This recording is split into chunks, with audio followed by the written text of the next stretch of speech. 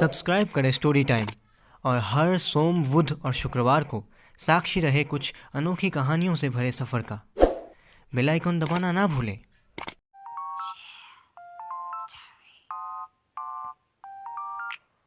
इस कहानी के सभी स्थान, काल, पात्र काल्पनिक है। कृपया कर इसे गंभीरता से ना लें।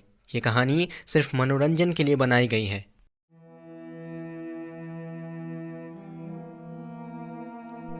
कुछ कहानियाँ ऐसे होते हैं जिसमें लॉजिक कभी काम ही नहीं करता, पर घटनाएं ज़रूर घटते हैं। इस कहानी का मुख्य किरदार 8वीं कक्षा में पढ़ने वाला 14 साल का राहुल रॉय एक दिन अपने घर के सोफे पे बैठकर अपने पापा के मोबाइल फ़ोन पर कुछ वीडियोस देख रहा था। तभी उसे एक कमाल का वीडियो मिला जिसका टाइटल था एलिवेटर गेम। राहुल ने उस वीडियो को बड़े ही ध्यान से और मज़े लेते हुए पूरा देखा। उसके अगले दिन सुबह वो अपने पेरेंट्स से कहीं वेकेशन पर जाने के लिए जिद करने लगा। करीब आधे घंटे बाद जब राहुल अपने पेरेंट्स को मना नहीं पाया, तब वो अपने कमरे में जाकर अकेले बैठकर रोने लगा। अपने प्यारे बेटे को रोता हुआ देखकर वो दोनों उसके कमरे में जाकर उसे मनाने लगे। और क्योंकि राहुल की गर्मियों की छुट्टियां चल रही थी, इसलिए वो दोनों भी वेकेशन के लिए मान गए। और क्योंकि वेकेशन का आइडिया राहुल का था, इसलिए राहुल के पापा ने वेकेशन की जगह और वहाँ रहने के लिए होटल उससे ही पसंद करवा के बुक करवाया। राहुल ने वेकेशन के लिए लद्दाख को चुना, ये सोचकर कि वहाँ पहाड़, नदियाँ और स्नोफॉल भी देखने को मिलेगा। और क्योंकि राहुल को एलिवेटर गेम खेलना था, इसलिए उसने एक 10 माले वाला होटल चुना। करीब 2 दिन की पैकिंग के बाद वो तीनों लद्दाख के लिए निकल पड़े और अगले दिन सुबह वो तीनों लद्दाख पहुंच चुके थे। लद्दाख पहुंचने के बाद उन्होंने स्टेशन से होटल तक जाने के लिए एक गाड़ी बुक किया। गाड़ी में जाते वक्त वो तीनों गुजरते हुए नदियाँ, पहाड़, रास्ते, झरने देखते हुए जा रहे थे। वो तीनों इतने खुश थे कि खुशी उनके चेहरे पर साफ झलक रहा था, खासकर राहुल के चेहरे पर। उसका चेहरा ऐसे चमक रहा था जैसे कोई हीरा चमक रहा हो। यही सब चीजें देखते देखते कब वो होटल तक आ गए, उन्हें खुद ही पता नहीं चला। गाड़ी से बाहर निकलते ही सामने एक बड़ा सा होटल था, जिस पे बड़े बड़े अक्षरों से लिखा हुआ था होटल टाइटन। यही वो होटल था जिसको राहुल के पापा ने रहने के लिए बुक किया था। उनका वेकेशन 7 दिनों का था।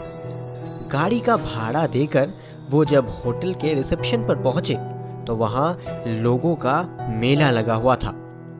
राहुल के पापा ने रिसेप्शन पर पहुंचकर उनके कमरे की चाबी मांगी तो वहाँ एक रिसेप्शनिस्ट ने उन्हें उनके कमरे की चाबी ढूंढ के दे दी। क्योंकि उनका रूम पहले से ही बुक किया हुआ था, तो वो तीनों अपने रूम में चले गए और एक बेल बॉय उनका सामान लेकर उनके पीछे पीछे उनके रूम में पहुंच गया और सामान रख कर वापस चला गया। राहुल के पापा और मम्मी दोनों अपने अपने काम में बिजी हो गए और राहुल अपने बेड पर ऐसे ही कूदने लगा जैसे कि कोई बंदर। दोपहर तक वो तीनों इतने थक चुके थे कि बस सोना चाहते थे। राहुल के पापा ने रिसेप्शन पर फोन करके खाना ऑर्डर कर दिया। कुछ ही देर में खाना उनके कमरे में आ गया और वो तीनों खाना खा के सो गए। करीब शाम के 6:30 बजे राहुल की नींद खुली। नींद खुलते ही उसने देखा कि उसकी बेड पर उसके अलावा और कोई भी नहीं था और ना ही उसके रूम पर। उसने रूम में सब जगह देख लिया था पर कोई नहीं था। वो अपने रूम से बाहर निकल के चारों तरफ उन्हें ढूंढने लगा। राहुल का रूम 5th फ्लोर पर था, इसलिए उससे बाहर एलिवेटर देखा था, जिससे वो अपने रूम तक आया था।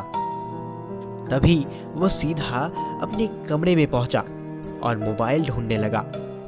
उसे अपनी माँ का मोबाइल मिलता है, तो वो उस पे एलिवेटर कैसे चलाया जाता है ऐसी वीडियोस देखने लगा।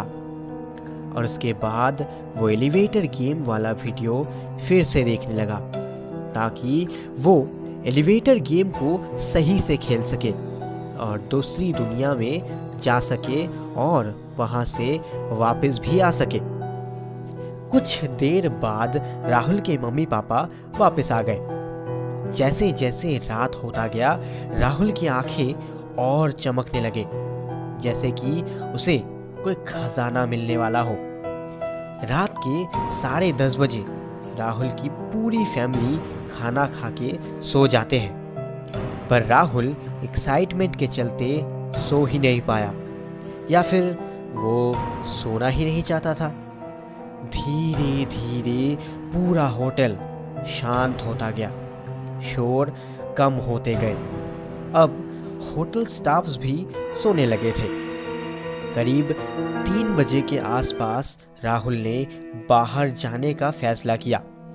वो अपने बिस्तर से धीरे से उठकर कमरे के दरवाजे की तरफ बढ़ने लगा और फिर धीरे से दरवाज़ा खोलकर कमरे से बाहर निकल गया और फिर उस एलिवेटर की तरफ बढ़ने लगा जो उसने शाम को देखा था। गेम के रूल के मुताबिक उसे उस एलिवेटर के अंदर अकेले जाना था, तो राहुल ने एलिवेटर को खोला और उसके अंदर चला गया। आधी रात में उस एलिवेटर में उसके अलावा और कोई नहीं था।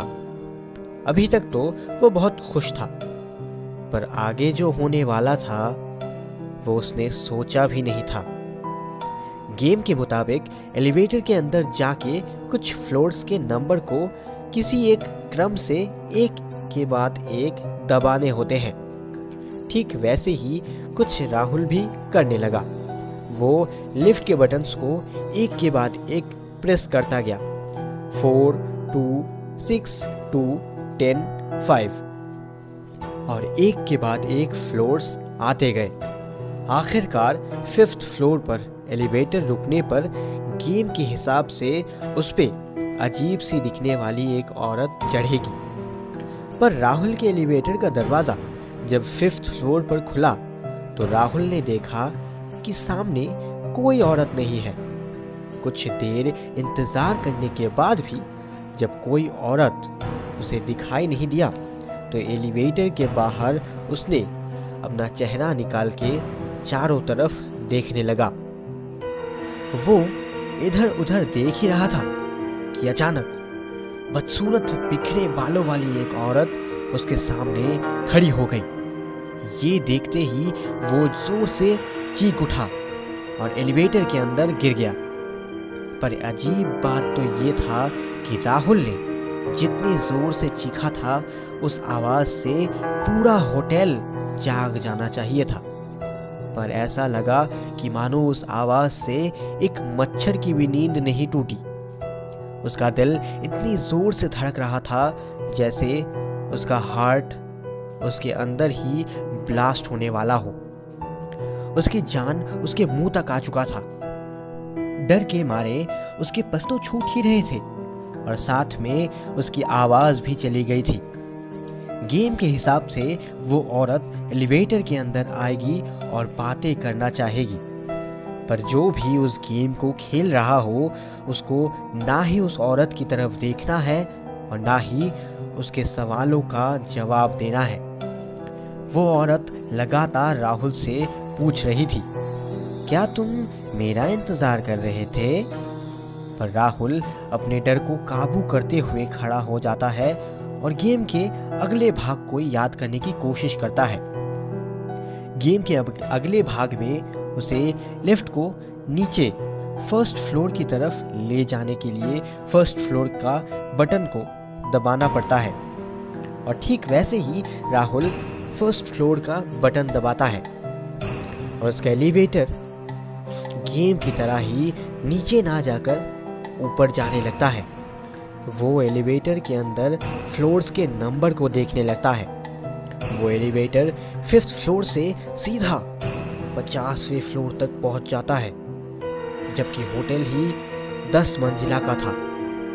राहुल ये देखकर हैरान भी हो जाता है और खुश भी, और धीरे धीरे एलिवेटर का दरवाज़ा खुलता है। अगले दिन सुबह होटल टाइटन फिर से अपने ही धुन में चलने लगता है। वही लोगों की भीड़, वही शोर, पर अचानक एक एक करके हर फ्लोर के हर गेस्ट का फ़ोन मैनेजर को आने लगता है। हर एक गेस्ट पानी की प्रॉब्लम से परेशान था। कई रूम में पानी ही नहीं आ रहा था और कई रूम में पानी तो आ रहा था, पर उसका रंग बिल्कुल काला पड़ चुका था। तब तक राहुल के माता पिता भी नींद से जाग चुके थे और जागते ही देखा कि उनका बेटा राहुल बेड पर नहीं था। उन्होंने सोचा कि वो फ्रेश होने गया होगा, इसलिए उसकी माँ बाथरूम के बाहर से राहुल राहुल करके पुकारती रही, पर आवाज़ ना आने पर उसकी मम्मी बाथरूम के अंदर जाती है, पर वहाँ उन्हें कोई नहीं दिखता। तो वो राहुल के पापा को राहुल को बाहर ढूंढने के लिए भेज देती है, और इधर मैनेजर परेशान होकर होटल के एक स्टाफ को ऊपर चेक करने के लिए भेज देता है। इतने में राहुल के माता पिता मैनेजर के पास उनके बेटे की मिसिंग कंप्लेन लेकर आए थे। उनका कहना था कि उन्होंने सारा होटल देख लिया है, पर उनका 14 साल का बेटा उन्हें कहीं नहीं मिल रहा था। और इधर जो आदमी ऊपर चेक करने गया था, उसने ऊपर जाकर देखा कि एक वाटर टैंक का ढक्कन खुला पड़ा है, और जब उसने उसके अंदर देखा तो उसके रोंगटे खड़े हो गए। उसने देखा कि पानी में एक बच्चे की लाश डूबी हुई है। और इधर जब मैनेजर और राहुल के माता पिता को उस बच्चे की लाश के बारे में पता चला तो वो और भी डर गए। जब लाश को ऊपर से ले आया गया तब उसे देखकर राहुल के माता पिता मानो अधमरे हो गए, क्योंकि वो लाश राहुल का था। पुलिस ने जब लाश की जांच की तब उन्हें पता चला कि उसकी मौत गला घोट कर हुई है। पर चौंकाने वाली बात ये थी कि उसके गले पर कोई भी निशान नहीं था। होटल की सीसीटीवी से राहुल का फुटेज सबने देखा, पर 5th फ्लोर से एलिवेटर ऊपर की तरफ जाते ही अचानक वो वीडियो बंद हो जाता है। और जितनी बार उस वीडियो को पुलिस ने देखने की कोशिश की, हर बार वो वीडियो ठीक वैसे ही अपने आप बंद हो रहा था। और क्योंकि उस वीडियो से पुलिस को कोई सुराग नहीं मिला था, इसलिए कोई नहीं जान पाया कि राहुल की मौत आखिर हुई कैसे। पर कहा जाता है कि एलिवेटर गेम खेलते हुए जो भी दूसरी दुनिया में पहुंचता है, वो अगर इस दुनिया में वापस आने का रास्ता भूल जाता है तो उनकी आत्मा उसी दुनिया में हमेशा के लिए कैद हो जाती है। स्टोरी टाइम ऐसे खतरनाक खेलों का सख्त विरोध करता है। पर आपको क्या लगता है, राहुल की मौत आखिर कैसे हुई होगी? कमेंट्स में हमें ज़रूर बताएं। अगर ये कहानी आपको पसंद आई तो इसे लाइक और शेयर ज़रूर करें, और हाँ, सब्सक्राइब करके बेल आइकन दबाना ना भूलें। मैं फिर लौटूंगा एक और अनोखी कहानी के साथ। तब तक के लिए सुनते रहिए story time. Keep listening, keep learning.